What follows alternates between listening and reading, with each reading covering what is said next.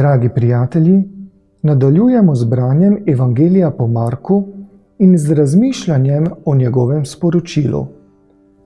Svetujem vam, da najprej prisluhnete video sporočilo, potem preberete današnji odlomek iz Evangelija po Marku in nato še enkrat prisluhnete video sporočilu. Na ta način boste bolje razumeli prebrani odlomek in obenem vam bo Sveti Duh lažje osvetlil sporočilo prebranega besedila. Moja želja in molitev je, da nas Bog preko tega sporočila vse nagovori in nam odpre oči, da bomo videli lepoto in razumeli sporočilo Božje besede, ter še globlje spoznali našega odrešitelja Jezusa Kristusa. Dragi prijatelji, danes preberimo ta odlomek.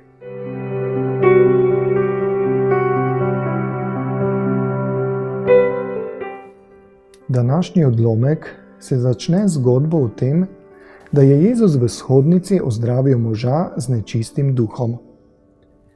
Tik preden je bil izgnan, je nečisti duh glasno vsem razglasil, da je Jezus sveti, Božji.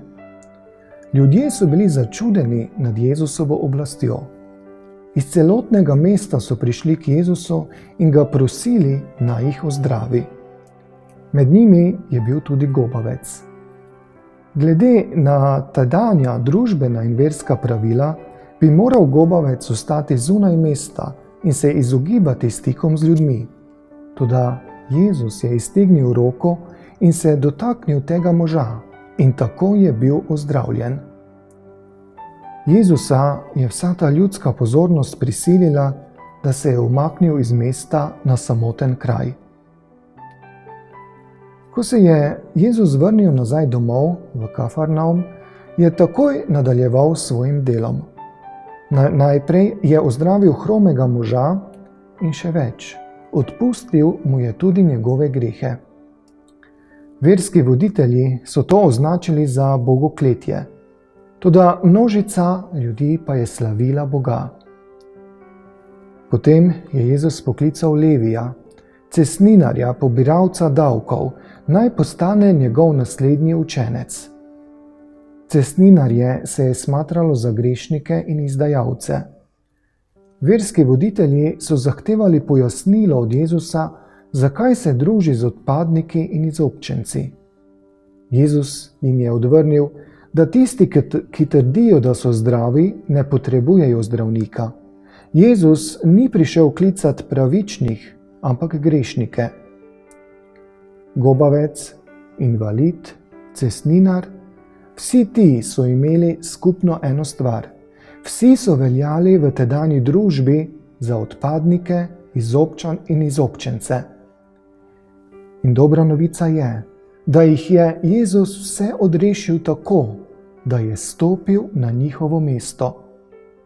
Ko je bil gobavec ozdravljen, mu je bilo dovoljeno, da je znova vstopil v tempelj in med ljudi. Toda Jezus je bil izgnan na samoten kraj, zunaj mesta, kamor so spadali gobavci. Invalid je bil, kot tudi vsi drugi ljudje, grešnik in cestninarja Levija se je smatralo za izdajalca Judov in lutko v rokah rimskih okupatorjev. Farizeji niso hoteli jesti z grešniki, ker so menili, da bodo s tem postali eni izmed njih. Toda Jezusa ni motilo, da so ga ljudje označevali kot grešnika. Izaija je prerokoval, da bo trpeči Božji služabnik prištet med prestopnike in da bo umrl kot eden izmed njih. Jezus je ozdravljal bolne, sprejemal izobčence in odpuščal grešnikom. In ne samo, da se Jezus približa grešnikom, celo postavi se na njihovo mesto. Jezus je vzel naše bolezni nase. Tudi sam je postal izobčenec. Nase je vzel naše grehe, postal je eden izmed nas. Skozi Jezusovo smrt in vstajenje smo ozdravljeni. Približali smo se Bogu in imenovani smo pravičniki.